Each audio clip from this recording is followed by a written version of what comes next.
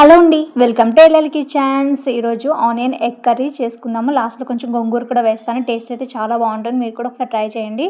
Medium size 4 onions తీసుకొని సన్నని ముక్కలుగా కట్ చేసుకుంటున్నాను. మీకు వీలైనంత సన్నని ముక్కలుగా కట్ చేసుకోండి. ఇప్పుడు స్టవ్ వెలిగించుకొని ఒక బాణీ పెట్టుకొని స్పూనున్నర ఆయిల్ వేసుకుంటున్నాను. ఆయిల్ అనేది లైట్‌గా హీట్ అయిన తర్వాత 1 స్పూన్ జీలకర్ర, 1 స్పూన్ పచ్చెనపప్పు వేసుకొని కొంచెం ఫ్రై అయిన తర్వాత పచ్చిమిర్చి, కరివేపాకును కూడా వేసుకొని లైట్‌గా ఫ్రై అయిన తర్వాత ఆనియన్ ముక్కలు వేసుకుంటున్నాను. ఇవి కొంచెం త్వరగా మగ్గిపోవడానికి 1/2 స్పూన్ పసుపు, 1/2 స్పూన్ ఉప్పు వేసుకొని అంతా ఒకసారి బాగా కలుపుకొని మూత పెట్టుకొని ఫ్రై చేసుకుంటున్నాను.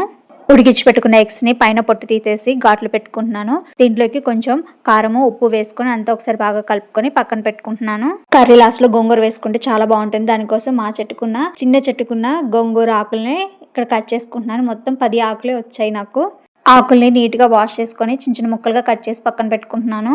ఆనియన్స్ ముక్కలు కూడా మధ్య మధ్యలో కలుపుతూ ఉండాలి, లేకపోతే అడుగంటుతాయి. ఆనియన్ ముక్కలు సగం వరకు ఫ్రై అయిన తర్వాత అన్నిటిని పక్కకు జరుపుకొని మనం ముందుగానే ఉడికించి పెట్టుకున్న ఎగ్స్‌ని మధ్యలో వేసుకొని కొంచెం ఆయిల్ కూడా వేసుకొని ఫ్రై చేసుకోవాలి. మీరు ఇది విడిగా అయినా ఫ్రై చేసుకోవచ్చు వేరొక బౌల్‌లో. నేను దీంట్లోనే వేసి ఫ్రై చేస్తున్నాను. రెండు ఒకేసారి మంచిగా ఫ్రై అయిపోతాయి మనకి. ఎగ్స్ లైట్‌గా ఫ్రై అయిన తర్వాత గోంగూర వేసుకుంటున్నాను. నా దగ్గర లేక కొంచెమే వేసుకున్నాను. ఒక కట్ట వరకు కూడా మీరు వేసుకోవచ్చు. స్పూనున్నర కారము, స్పూన్ ఉప్పు, 1/2 స్పూన్ గరం మసాలా వేసుకొని అంతా ఒకసారి బాగా కలుపుకుంటున్నాను. ఇలా కలుపుకున్న తర్వాత 5 నిమిషాల వరకు ఫ్రై చేసుకోవాలి. మధ్య మధ్యలో కలుపుతూ ఉండండి. 5 నిమిషాల తర్వాత మన ఎమ్మీగా గోంగూర కాంబినేషన్లో ఎగ్ కర్రీ అయితే రెడీ అయిపోతుంది. టేస్ట్ అయితే చాలా బాగుంటుంది. మీరు కూడా ఒకసారి ట్రై చేయండి. ఈ వీడియో కనుక మీకు నచ్చినట్టయితే like and share and subscribe to my channel.